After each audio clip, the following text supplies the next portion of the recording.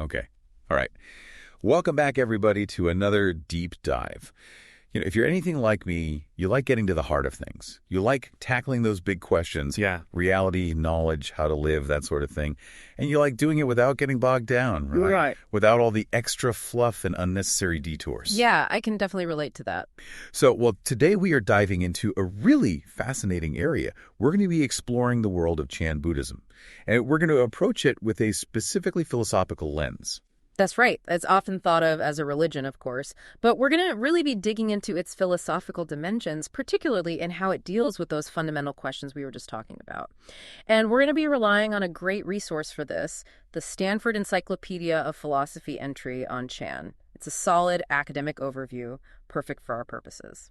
It is, and this deep dive is all about giving you, the listener, a sort of express lane to understanding the core philosophical moves that Chan makes. I think what's especially interesting is how it often takes on these questions that are central to Western philosophy, but from a very different angle. Exactly. And that difference in perspective can be really illuminating. Like it can shake up our assumptions and open up new ways of thinking.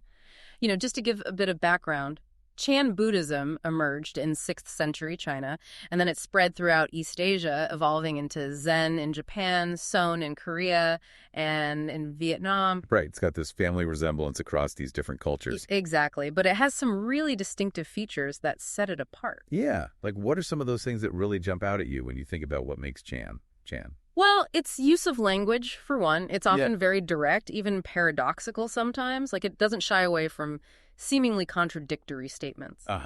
Like those Zen koans we hear about. Yeah. Precisely. Those are classic examples. And then there's its unique narrative forms these encounter dialogues between masters and students, often very cryptic, meant to jolt you out of your habitual ways of thinking.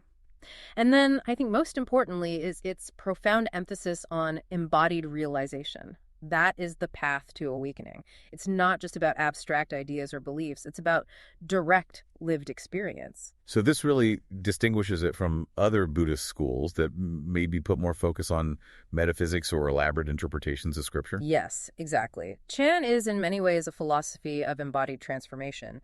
It's less concerned with building intricate theoretical systems and more about directly engaging with the fundamental conditions of human existence. So with this emphasis on practice, I guess we should probably start with how Chan understands that whole process of awakening or enlightenment, right? Absolutely, it's central. And to grasp that, we need to go back to the roots of Buddhist thought, which is the recognition and resolution of suffering. Right. The whole starting point is that there is suffering. Yeah. And the Stanford entry reminds us that Siddhartha Gautama's awakening wasn't just some intellectual breakthrough. It was a full-on embodied transformation, like his whole being shifted. And that's recounted in texts like the Majjhima Nikaya. That's one of the key sources, yes. Okay, so this embodied awakening led to some of those core Buddhist insights like interdependent arising, which is, I guess, the idea that everything is interconnected and constantly in flux. Exactly. And dukkha, which isn't just pain in a simple sense. It's a kind of pervasive unease or dissatisfaction that's rooted in how we relate to ourselves in the world. A sense that something's off, not quite right. Precisely. And in Buddhism, dukkha is understood to arise from what we might call these relational distortions, ingrained patterns of ignorance, habitual tendencies, and craving. So avijja, sankhara, and tanha. You got it. Okay, so these aren't just abstract ideas. They play out in our lived experience. They shape how we see things, how we act, how we feel. Exactly. They're like these deeply ingrained programs running in the background. And they create that sense of unease, of suffering. Exactly. So how does Chan approach this problem? How do we undo these distortions and get out of this mess? Well, here's where Chan really makes a bold move. It doubles down on the primacy of embodied practice, emphasizing not just mindfulness, but a kind of cultivated attentiveness and a responsive virtuosity in navigating the world. So not just being aware, but being skillfully responsive. Yeah, exactly. There's this beautiful quote from Mazu Daoyi, a key figure in the Hangzhou lineage, where he talks about achieving a harmony of body and mind that allows one to benefit even those who seem beyond help and accomplish what seems impossible. It's like this deep integration of knowing and being. I love that. It's not just about sitting on a cushion and meditating. It's about bringing that same attentiveness and skillfulness to every aspect of life. Exactly. Okay, so how does this connect to that Mahayana idea of Buddha nature? Oh, that's a crucial connection. So Buddha nature is this inherent potential for enlightenment that's said to exist within all beings. In Chan, practice isn't about acquiring something new or reaching some future state of enlightenment. Instead, it's about manifesting the enlightenment that's already present within us. So it's not about becoming enlightened, but revealing what's already there. Exactly. The journey, when done with that embodied attentiveness, reveals the destination was always present. We just weren't seeing it. Uh-huh.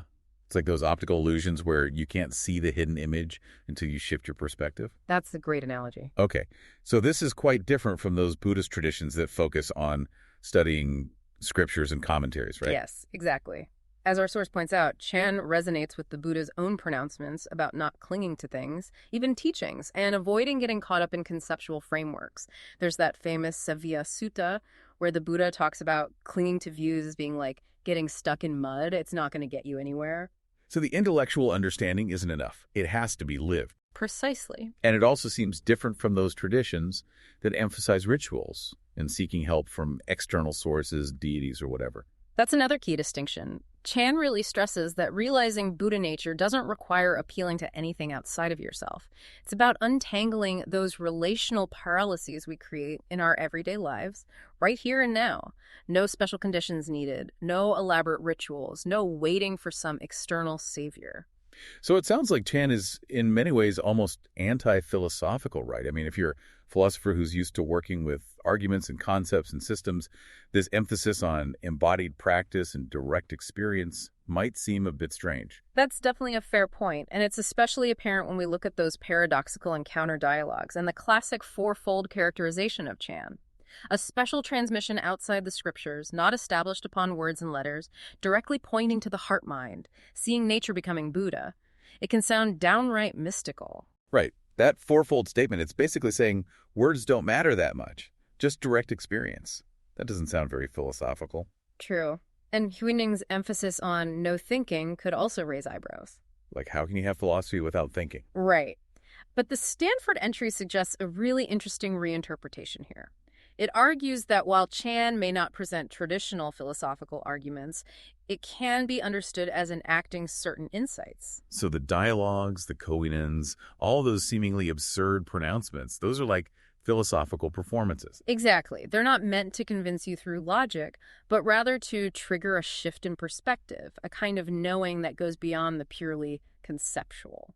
So moving on from this emphasis on practice, I'm curious about how Chan sees the nature of reality itself. Does it fit into any of our familiar philosophical categories? Yeah. Is it idealist, materialist, dualist? It's interesting. It doesn't really fit neatly into any of those. Okay, so how do they see it? Well, Chan inherits the fundamental Buddhist teachings of interdependence. Paticca Yeah, the idea that everything arises in relation to everything else without any fixed, independent essence. So things only exist in relationship to other things, no inherent self or anything like that. Exactly. And then there's karma, the idea that our intentions and actions shape our future experiences. So we're not just passive products of our environment. Right. We have some responsibility for how things unfold. That's right. And the Stanford entry points out that Chan also draws from Chinese philosophical traditions like Confucianism and Taoism. Uh-huh. So it's not just straight-up Buddhism. It's got this interesting mix of influences. Right. So you have ideas like cleansing, which is our inherent disposition or nature. Okay. Then there's Ziran, the self-generating order of the cosmos, that natural flow. Like a kind of spontaneous unfolding. Precisely. And then Tao, which refers to those underlying patterns of relationships that shape reality. So all of this is playing into how Chan understands reality. Exactly. It's a very dynamic, relational, process-oriented view. But that raises a really interesting philosophical question, doesn't it? Because if everything's interconnected and our past actions are constantly influencing our present, how can we ever be free from suffering? If it's all just this web of cause and effect, how do we break out? Well, that's where the Buddha's understanding of karma comes in. He taught that while you can't erase past actions, you can change their meaning and consequences through your present intentions and actions. So it's not just about what you did, it's about how you relate to it now. Precisely. And there's that story about Angulimala in the Majjhima Nikaya. He was a bandit who killed hundreds of people, but he eventually met the Buddha, took refuge in the teachings, and was able to transform his karma. So even with a really heavy past, it's possible to change course. Exactly. But then the question remained, What about those who don't have access to the teachings or seem burdened by negative karma from countless past lives? Right. Like, is enlightenment only for the lucky few who happen to encounter a Buddha? That's where the idea of Buddha nature became really important. The idea that everyone have that potential. Precisely. That inherent capacity for awakening, often described as a seed or embryo within each being, that just needs the right conditions to sprout. I see. And there are a bunch of texts that develop this idea, right? Like the Nirva Sutra, the Shirmala Devi Sarhanada Sutra, the Layakavatara Sutra, and the Awakening of Faith. Yeah, those are some of the key ones. And it's interesting how the Sanskrit term dhatu gets translated into Chinese as sing. Which is usually translated as nature, right? Like Buddha nature. Yeah. And our source points out that in the Chinese context, Buddha nature isn't so much a fixed essence or substance. It's more like a potentiality or a propensity for enlightened conduct. So it's not about what you are, but what you can become. Exactly. It's not something static. It manifests through your actions, your relationships, your whole way of being in the world. This seems connected to that concept of non-duality, which is so central to Chan. Absolutely. It's all tied together. The Stanford entry mentions the Vimalakirti Sutra and how Vimalakirti responds to the question of non-duality with silence, suggesting that it's something beyond words. So it can't be captured in concepts. Right. And Buddhist non-duality, particularly as it developed in China, is a bit different from some forms of Western monism. How so? Well, it's not about collapsing everything into some homogeneous unity. It's more about recognizing the profound interconnectedness of all things to the point that those rigid boundaries we usually impose start to break down. So it's not erasing difference, but seeing through the illusion of separateness. Exactly. And the influence of Nagarjuna's Madhyamaka philosophy was really important here. With its emphasis on emptiness and the middle way. Exactly. And figures like Fazang, a key figure in the Hawaiian school, really developed this relational understanding of non-duality. Linking it to Buddha nature. Precisely. His concept of the Dharma Tatu as encompassing both the underlying principles and the phenomenal experiences in a state of mutual non-obstruction is a classic expression of this. I love that analogy he uses, the one about the timber-framed building. It so beautifully illustrates how everything is both supporting and supported by everything else. Yes, each part is both conditioned for and conditioned by the whole structure. And Chan really embraces this non-dual understanding of reality. Okay. So how does all of this play out in Chan practice? Well, it informs everything. Think about Huineng and the Platform Sutra. He says, meditation is the embodiment T of wisdom, and wisdom is the functioning yang of meditation. So they're not two separate things, but two aspects of the same reality. Exactly. Realizing our original nature and our true heart mind dissolves those dualistic distinctions that create so much suffering. The Platform Sutra uses the analogy of true suchness, Zongru, as the T of thinking and thinking, as the yang of true suchness, like a horse in its movement. You can't have one without the other. And this brings us to Wang Bo-Xin, his concept of no mind, right?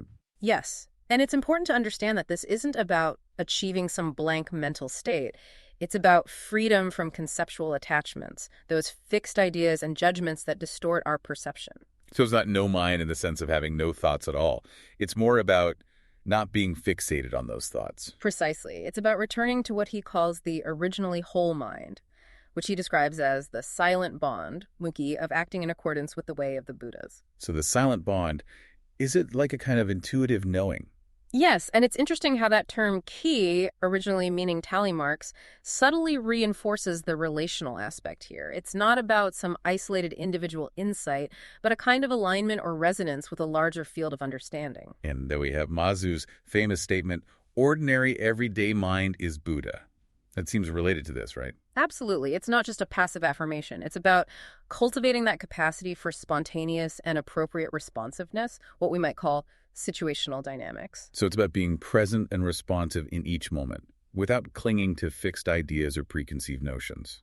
Exactly. And Linji's concept of true persons of no rank embodies this ideal. It's someone who can move freely through any situation, unconstrained by roles or identities, responding skillfully and compassionately. So they're improvising, like jazz musicians. Yes, that's a great analogy. Okay, so if this is how Chan understands reality, how does that shape its view of truth, knowledge, and the role of language? Well, it leads to some pretty radical conclusions. Think about that phrase, Juai Bishuan.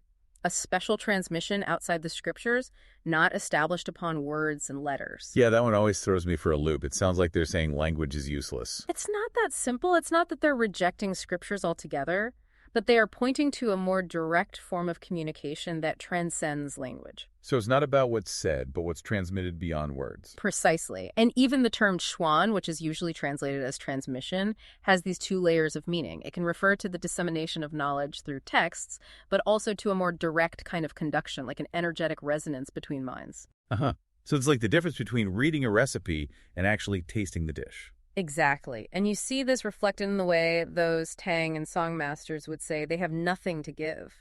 They're not transmitting doctrines, they're trying to spark a direct experience in their students. So Bodhidharma's warning about textual study weakening one's ki makes more sense now. It's not about knowledge itself being bad. It's about how that knowledge is held and transmitted. Right. It can become this thing you cling to instead of a tool for liberation. And Hunang's emphasis on sudden enlightenment, Donwu, fits into this too, right? It's not about gradual accumulation of knowledge. It's about a breakthrough in understanding that's triggered by the right conditions. Precisely. And it's not about arriving at some final fixed truth. Remember those Dinglu, those lamp records? The accounts of the lineages. Yeah. They use this beautiful metaphor of light being passed from teacher to student, not as a fixed object, but as a kind of rekindling. So the truth isn't something out there to be discovered. It's something that's co-created through relationship. Exactly. And that's why Chan teachings often seem so fluid and context dependent. They're like skillful means, upaya, improvised responses tailored to the specific needs of the student. Like that Mazu dialogue where his answer to the question, what is Buddha, changes depending on who's asking. That's a perfect example. But of course, not everyone was on board with this approach. There were critics like Guifeng Zongmi who worried about all these seemingly contradictory statements creating ethical confusion. Right, like if there's no fixed truth, how do we know what's right and wrong? That's the challenge, and it's where those broader Buddhist ideas of the two truths and the three truths come in. Conventional and ultimate truth. Right, and then the three truths, which attempts to hold those two together, along with a third perspective that encompasses both. So it's not about denying the relative truth of things, but seeing it in light of a larger understanding. Precisely. And even those seemingly radical teachings, like Winning saying even passions can lead to enlightenment, make more sense in this context. It's not endorsing those things, but saying that even those experiences, when approached skillfully, can be turned towards awakening. So it's like judo, using the opponent's force against them. Exactly. And ultimately, what matters in Chan isn't so much the specific teachings or practices, but their ability to trigger a shifting perspective, a transformation in how we relate to reality. So they're not worried about explaining how we know, they're just interested in the knowing itself. Precisely. And that's why Huining's teaching of Wunyan, no thinking, is so central. Which, again, isn't about emptying your mind. Right. It's about cultivating this unwavering attentiveness to the present moment without getting caught up in thoughts or judgments. So it's about seeing reality directly, without the filter of our conceptual mind. Precisely. It's like that encounter between Mazu and his teacher, where the point is to see from the path, not the path itself. Worrying about how you know is just a distraction from actually knowing. Okay. I'm curious about how all of this translates into ethical action. I mean, if you're not relying on fixed rules or principles, and you're emphasizing spontaneity and no thought, doesn't that open the door to all sorts of problems? That's a very important question. And to be honest, Chan doesn't really fit into any of the neat Western ethical categories. So how do we make sense of it? Well, the Stanford entry suggests thinking of it as an ethics of relational improvisation, guided by Wunyan, Wuzu, and Wi. No thought, non-abiding, and non-reliance. Exactly. And it represents a shift from the individual to the relational field. It's not so much about what I, as an isolated agent, choose to do.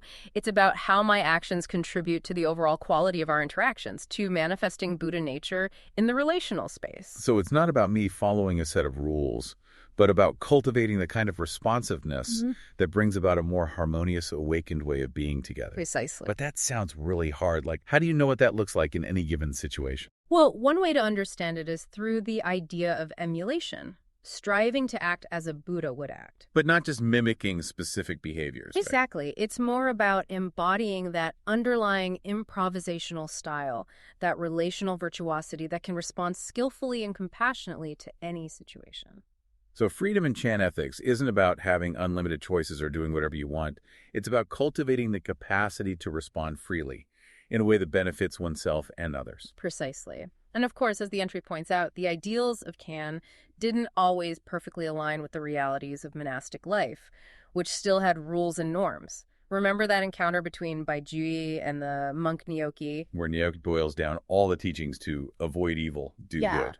Yeah. Even something that's seemingly simple is incredibly difficult to put into practice consistently. And when Nyoki says do good, Shan, it's interesting to note that Shan often implies skillfulness or virtuosity. Yes. So Chan ethics is about developing that skill, that relational virtuosity that can navigate the complexities of life in a way that truly benefits everyone involved. And even within Chan communities, they had rules, right?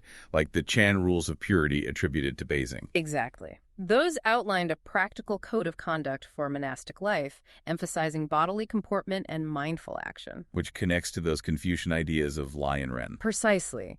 It suggests that even spontaneous responsiveness needs a foundation, a kind of basic grammar of ethical conduct. So it's not about rejecting all structure, but about cultivating a deeper understanding of how structure can support freedom. Exactly. Okay, so to wrap up, for all our philosophy enthusiasts out there, what would you say are the key takeaways from Chan? Well, I'd say the big one is the primacy of embodied experience. Chan is a philosophy that's grounded in practice, not just abstract ideas. So it's not just about thinking about reality, it's about transforming your experience of it. Precisely.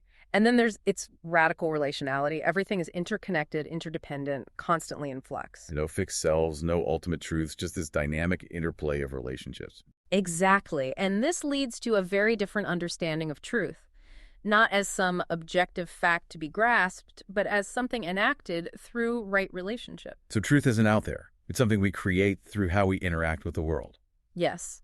And that's why Chan is skeptical of purely intellectual approaches to knowledge. It's not about accumulating facts, it's about cultivating wisdom through direct experience. And this all culminates in a very unique ethical vision, an ethics of relational improvisation, where freedom isn't about having choices, but about cultivating the capacity to respond skillfully and compassionately to whatever arises. Exactly. So for you, the listener, if you're drawn to those big philosophical questions and you like cutting through the noise to get to the heart of things, Chan offers a really compelling perspective, even if it challenges some of our deeply held assumptions. It really does. And I encourage you to dive deeper into the primary texts or explore some of the great secondary literature out there, including that Stanford Encyclopedia of Philosophy entry, which was so helpful for us today. Yeah, it's a great starting point. All right, thanks for joining us on this deep dive. We hope it sparked some new insights and maybe even inspired you to do some further exploration on your own. Definitely. Until next time, keep thinking deeply.